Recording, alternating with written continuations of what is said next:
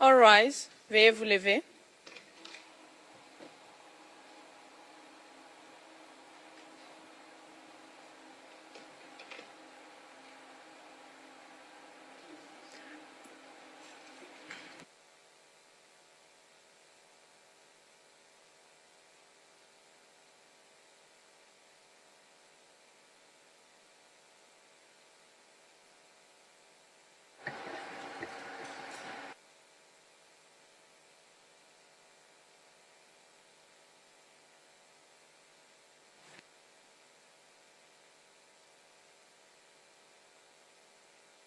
Case.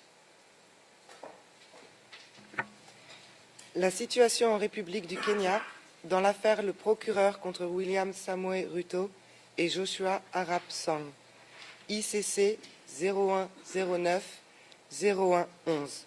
Nous sommes en audience publique, Monsieur le Président. I would like to introduce myself. My name is Judge Sang-hyun Song, and I am the presiding judge on this particular appeal arising from the case of the prosecutor against William Samoei Ruto and Joshua Arap Sang. May I ask the parties to record their presence, to register their presence for the record, perhaps starting with the defense. Mr. President, Your Honor, good morning. Mr. William Ruto is present in court and sits immediately behind me in the middle. He's represented by David Hooper of Queen's Counsel, Mr. Esafal, Ms. Shamala Alagendra of Counsel, and we're assisted by Ms. Lee Laurie, and at the back, Ms. Shalini J. Raj and Ms. Grace Sullivan, trial support. Your Honours, my name is Karim Khan, also of Queen's Counsel. You are, your group represent both Mr. Ruto and Mr. Sang? Mr. President, no, we have the honour of representing Mr. Ruto. My learned friend, Mr. Keegan Katwa, has the honour of representing Mr. Sang, who's also in court. Okay, then please, you just register your presence for the record. Good morning, Mr. President. My name is Katwa Keegan. I represent Mr. Sang. Together, Mr. Sang is present in court. I represent him together with Mr. Philemon Koech, Logan Hambrick, and Judy Myongi, Mr. President. Thank you. Thank you very much. Then may I ask the prosecutor to introduce themselves for the record? Good morning, Your Honor. It's Fabrizio Guariglia, Prosecution Coordinator, and appearing with me today are Mr. Anton Steinberg, Senior Trial Lawyer, Mr. Benjamin Gampert, Senior Trial Lawyer, and Mr. Sam Lowry, Trial Lawyer. Thank you very much. Today, the Appeals Chamber is delivering its judgment on the appeal by the prosecutor against the decision of Trial Chamber 5A entitled Decision on Mr. Ruto's Request for Excusal from Continuous Presence at Trial.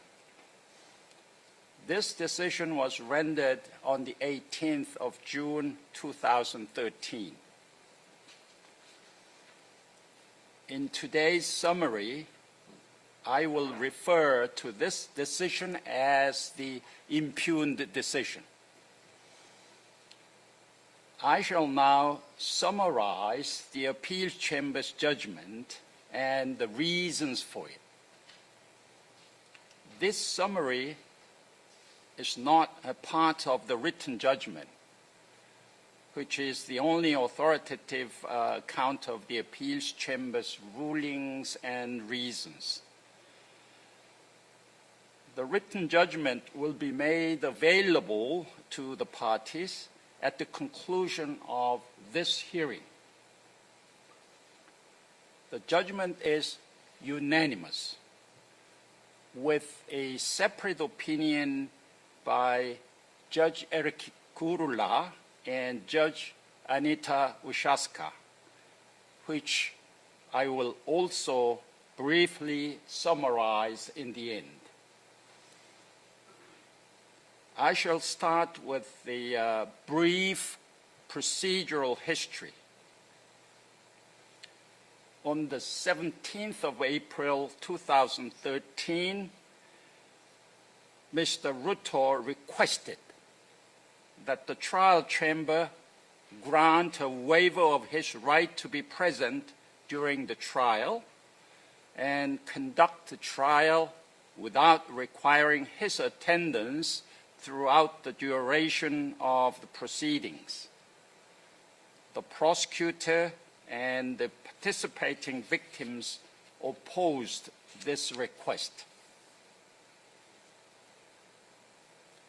In the impugned decision, the trial chamber granted, by majority, with Judge Olga Herrera Garbucia dissenting, Mr. Ruto's request for permission not to be continuously present in court during his trial, subject to certain conditions. The impugned decision specified certain hearings for which Mr. Ruto must be physically present in the courtroom and indicated that his absence from the trial at other times must always be seen to be directed towards the performance of his duties of state. It was further specified that Mr. Ruto must sign a waiver of his right to be present. Further to an application from the prosecutor on the 18th of July 2013, the trial chamber granted leave to appeal the following two issues. The scope of the requirement under Article 63, paragraph 1, that the accused be present during the trial, and whether or to what extent the trial chamber has a discretionary power to excuse an accused from attending most of the trial, and whether the test for an excusal of the accused developed by the trial chamber is supported by the applicable law.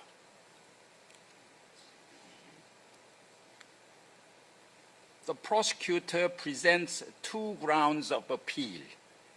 Under her first ground of appeal, the prosecutor alleges that the trial chamber erred in law by disregarding the attendance requirement under Article 63, paragraph 1 of the statute, and by excusing Mr. Ruto from attending substantially all of his trial. The second ground of appeal is that the trial chamber erred in law by excusing Mr. Ruto on the basis of his important functions.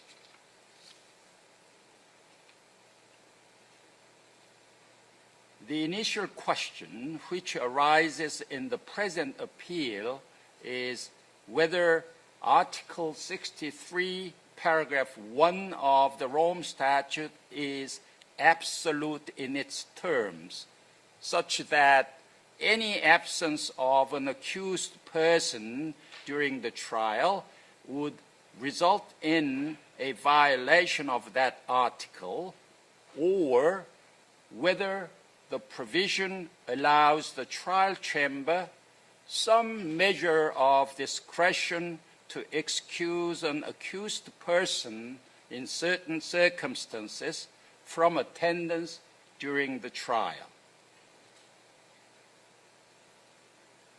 In more specific terms, the appeals chamber must determine whether the trial chamber erred in law when it found that in exceptional circumstances, the chamber may exercise its discretion to excuse an accused person on a case-by-case basis from continuous presence at trial.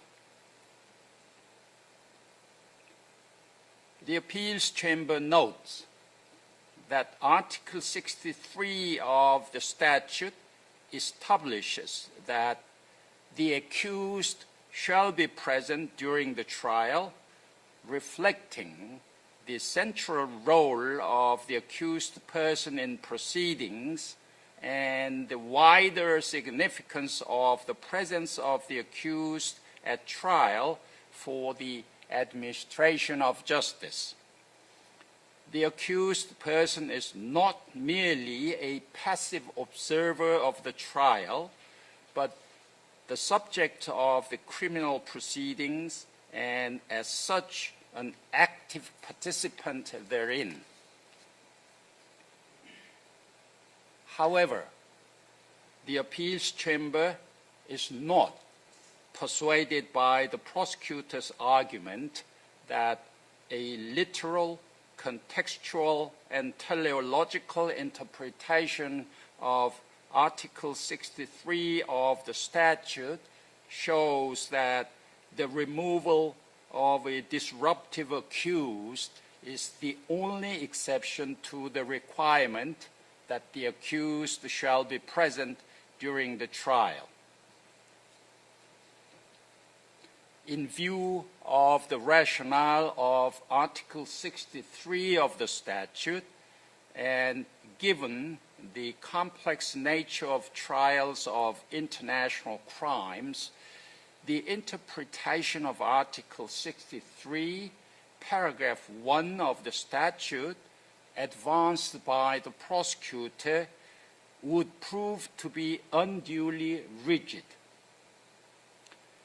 The appeals chamber considers that a measure of flexibility in the management of proceedings in such circumstances accords with the duty of the trial chamber to ensure that a trial is fair and expeditious and is conducted with full respect for the rights of the accused and due regard for the protection of victims and witnesses under Article 64, paragraph 2 of the statute. The appeals chamber further notes that a trial may be continued in the absence of the accused in accordance with the Article 63, paragraph 2 of the statute, when he or she continuously disrupts the trial. The appeals chamber considers that the fact that a continuously disruptive accused person may be excused from the courtroom against his will supports the conclusion that an excusal may be permissible if the accused voluntarily waives his or her right to be present.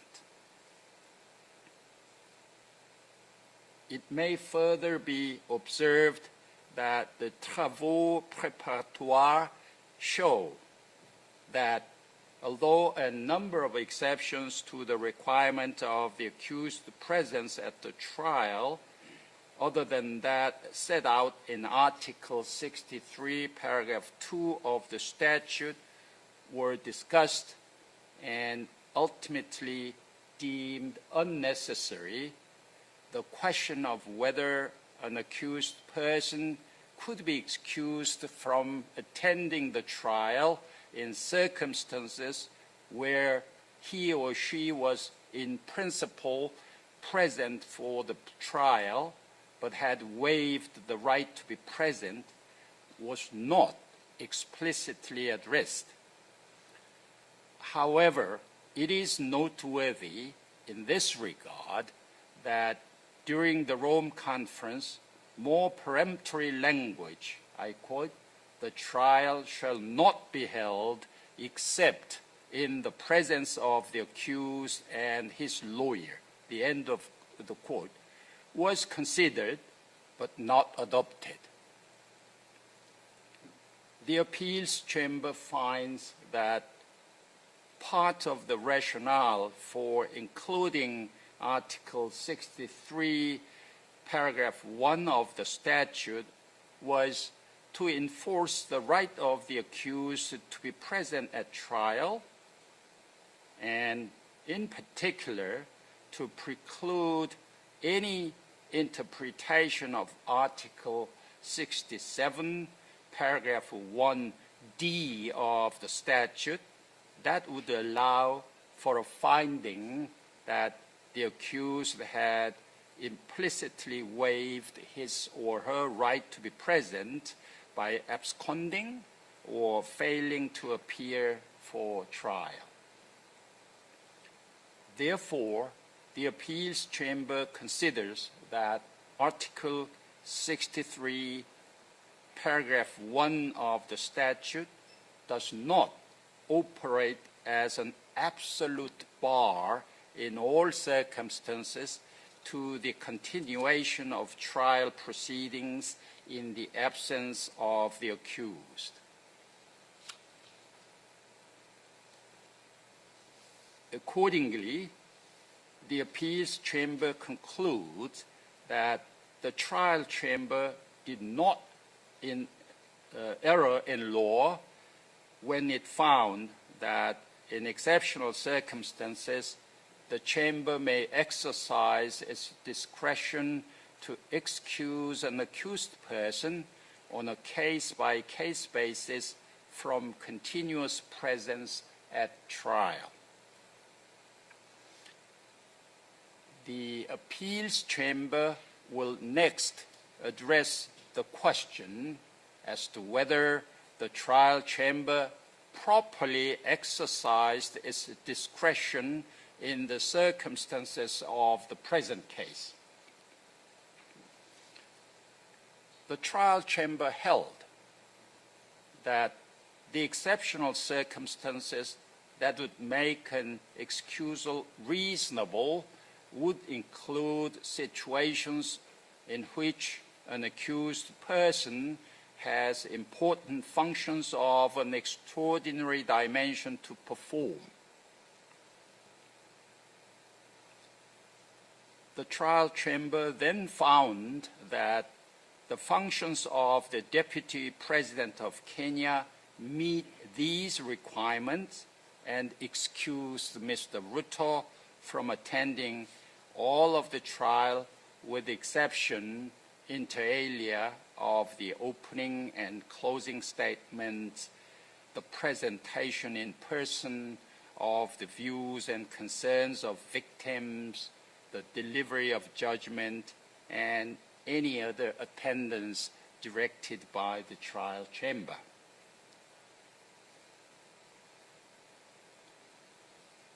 The appeals chamber will not interfere with the chamber's exercise of discretion merely because the appeals chamber, if it had the power, might have made a different ruling.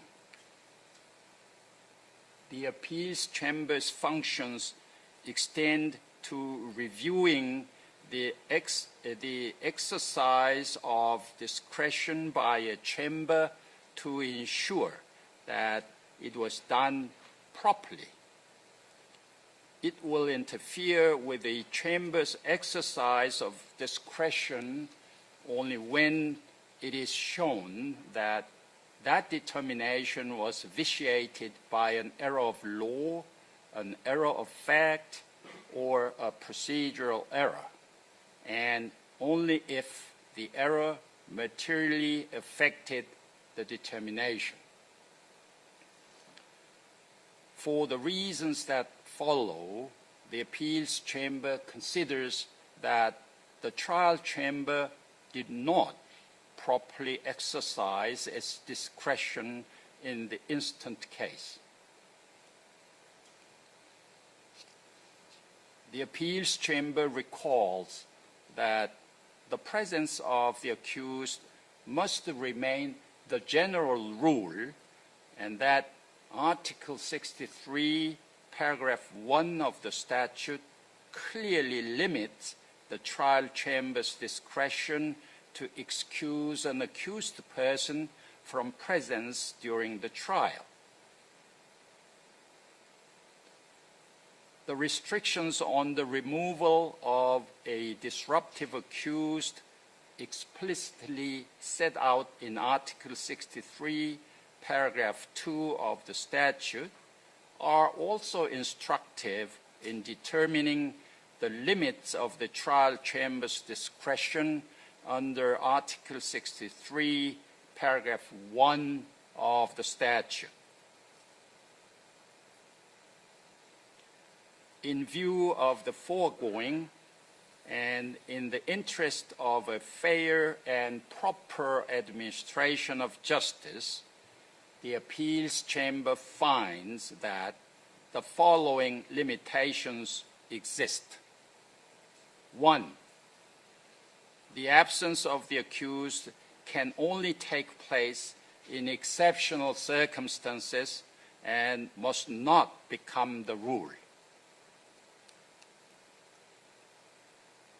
2. The possibility of alternative measures must have been considered, including, but not limited to, changes to the trial schedule or short adjournment of the trial. 3. Any absence must be limited to that which is strictly necessary. 4. The accused must have explicitly waived his right to be present at trial. 5. The rights of the accused must be fully ensured in his or her absence, in particular through representation by counsel. And 6. The decision as to whether the accused may be excused from attending part of his or her trial must be taken on a case-by-case basis with due regard to the subject matter of the specific hearings that the accused would not attend during the period for which excusal has been requested. The appeals chamber finds that the trial chamber in the present case interpreted the scope of its discretion too broadly and thereby exceeded the limits of its discretionary power. In particular, the trial chamber provided Mr. Ruto with what amounts to a blanket excusal before the trial had even commenced, effectively making his absence the general rule and his presence an exception. Furthermore, the trial chamber excused Mr. Ruto without first exploring whether there were any alternative options. Finally, the trial chamber did not exercise its discretion to excuse Mr. Ruto on a case-by-case basis at specific instances of the proceedings and for a duration limited to that which was strictly necessary. In the above circumstances, the appeals chamber deems it appropriate to reverse the impugned decision.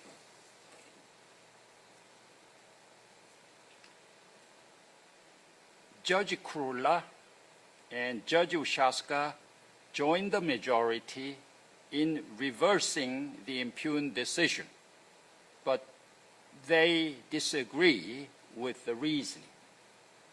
In particular, they disagree with the conclusion of the majority that the trial chamber did not err in law when it found that in exceptional circumstances, the chamber may exercise its discretion to excuse an accused person on a case-by-case basis from continuous presence at trial.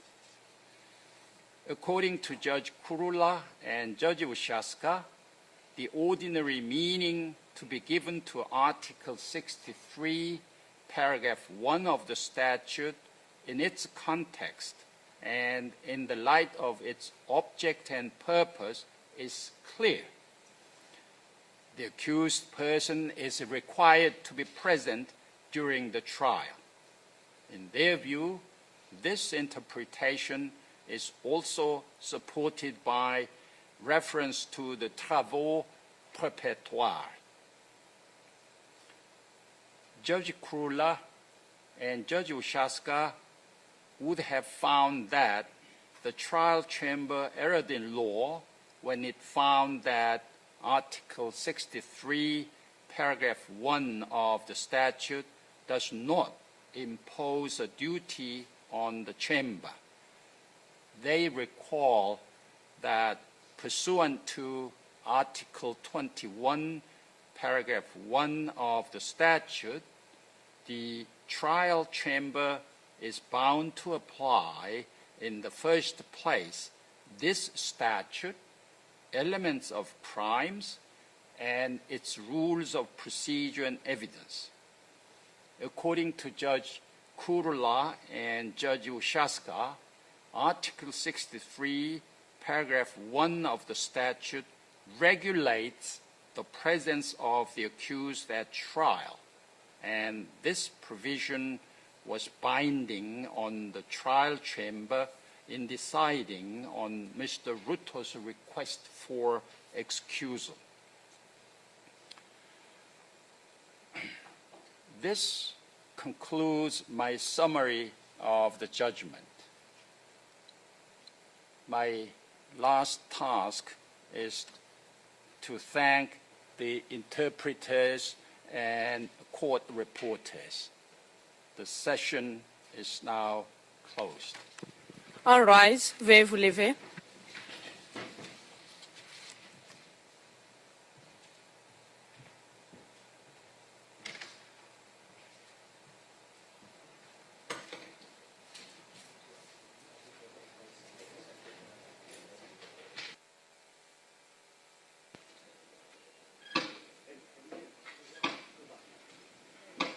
All rise. Veuillez vous lever.